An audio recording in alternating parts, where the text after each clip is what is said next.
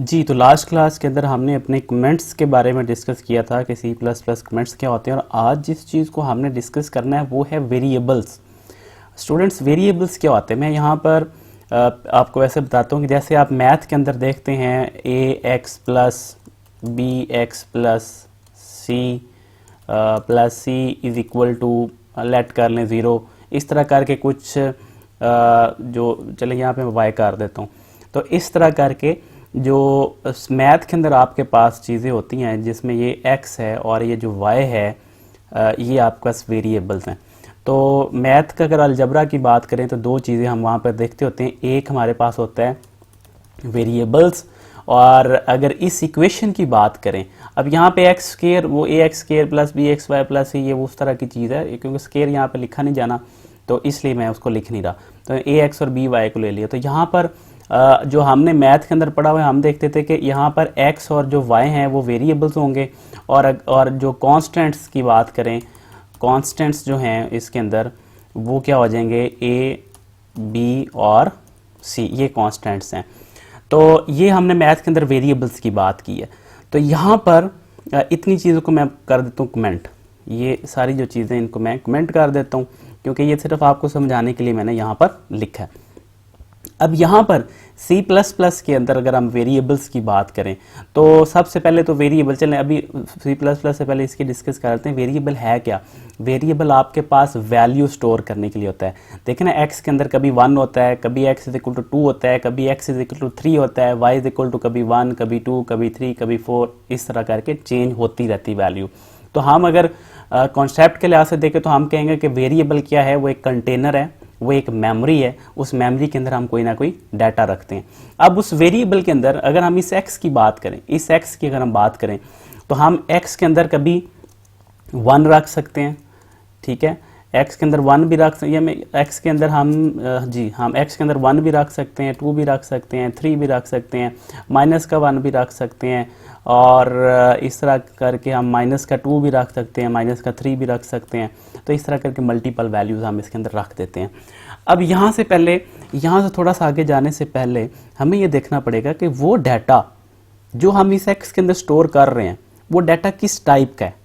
अगर तो वो डाटा स्टूडेंट्स, अगर तो वो डाटा हमारे पास है नंबर्स की फॉर्म में, नंबर्स की फॉर्म में, वो नंबर चाहे पॉजिटिव हो या नेगेटिव हो, ठीक है, नंबर की फॉर्म में अगर डाटा है तो हम उसे कहेंगे कि ये हमारे पास क्या है, इंटीजर, ठीक है। और हम इंटीजर की जो डाटा है, इसको इंटीजर को हम शो करेंगे इंट से, ठीक है। तो इस डाटा की जो टाइप हो जाएगी वो इंट हो जाएगी।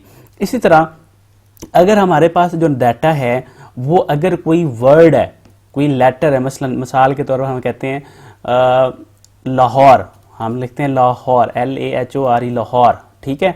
तो ये जो लाहौर है इसके अंदर देखिए कितने करैक्टर्स हैं, 1 2 3 4 5 6। तो ये जब एक ये जो चीज़ है ये इसके साथ मिली, फिर ORE, देखे ना, ई जो है वो R के साथ मिला तो RE बन गया, RE जो है वो O के साथ मिला तो ORE बन गया, ORE H के साथ मिला तो HORE, इस तरह करके ये लाहौर बन गया। तो इसको हम कहते हैं कि ये एक स्ट्रिंग बन गई है। ये क्या हमारे पास, असल में ये हमारे पास है टेक्स्ट, ठीक है। और जो टेक्स्ट वाला डाटा होता है उसको हम कहते हैं कि ये स्ट्रिंग का, इसकी डाटा टाइप क्या, स्ट्रिंग है, ठीक है। अभी आपको मुश्किल लग रहा होगा कि इंट क्या है, स्ट्रिंग क्या है, लेकिन आपको आहिस्ता आहिस्ता पता चलना शुरू हो जाएगा कि आपने जो डाटा अपने वेरिएबल के अंदर स्टोर करना है, उस डाटा की बेस पर आपने बताना है कि इस वेरिएबल की टाइप क्या है। अगर उसके अंदर नंबर्स हैं तो इंटीजर है, अगर उसके अंदर टेक्स्ट है तो वो क्या हो जाएगा, स्ट्रिंग, ठीक है। और अगर उसके अंदर आपके पास, इसके अंदर देखें कितने करैक्टर्स हैं, 1 2 3 4 5 6, ठीक है। तो ये अगर लाहौर में से सिर्फ मैं यहाँ पे L लिख लूँ, या सिर्फ मैं यहाँ पर A लिख लूँ, या सिर्फ H लिख लूँ, तो ये सारे करैक्टर्स हैं, क्या हैं, करैक्टर। तो ये हमारे पास करैक्टर्स हैं।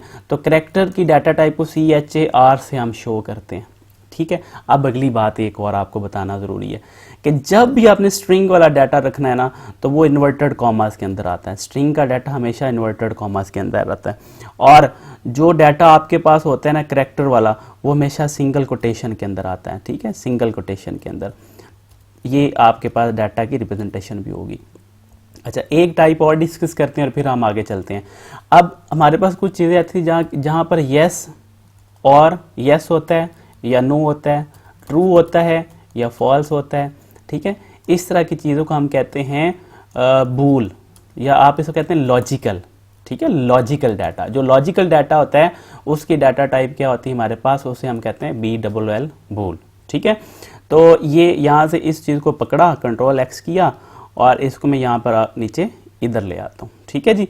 तो ये तो हमारे पास डाटा बन गया। ये तो आपने वेरिएबल्स को चेक कर लिया, ठीक है, कि वेरिएबल्स क्या होते हैं। आप थोड़ा सा और नीचे आते हैं तो अब देखिए ऊपर वाला सारा कमेंट हो रहा है ना डाटा। अब नीचे आप लेट करें कि अब ये जितनी ऊपर हमने ये बात की ये वाली, इस सब से हमारे पास 4 डाटा टाइप्स निकली हैं। कितनी डाटा टाइप्स निकली हैं? टोटल डाटा टाइप्स निकली 4। एक हमारे पास निकली इंट, दूसरी हमारे पास निकली स्ट्रिंग, और तीसरी हमारे पास निकली है करैक्टर, और चौथी हमारे पास निकली है बूल टाइप की, ठीक है। तो ये हमारे पास टोटल 4 जो टाइप्स हैं वो हमारे पास यहाँ पर निकली हैं, इंट, स्ट्रिंग, करैक्टर और बूल। अब इनको यूज़ कैसे करते हैं?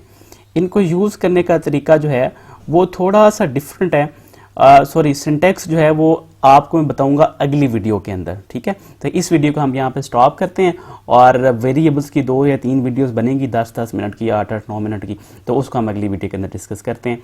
तो इस वीडियो के लिए इतना ही है, अगली वीडियो में हम नेक्स्ट डिस्कस करेंगे।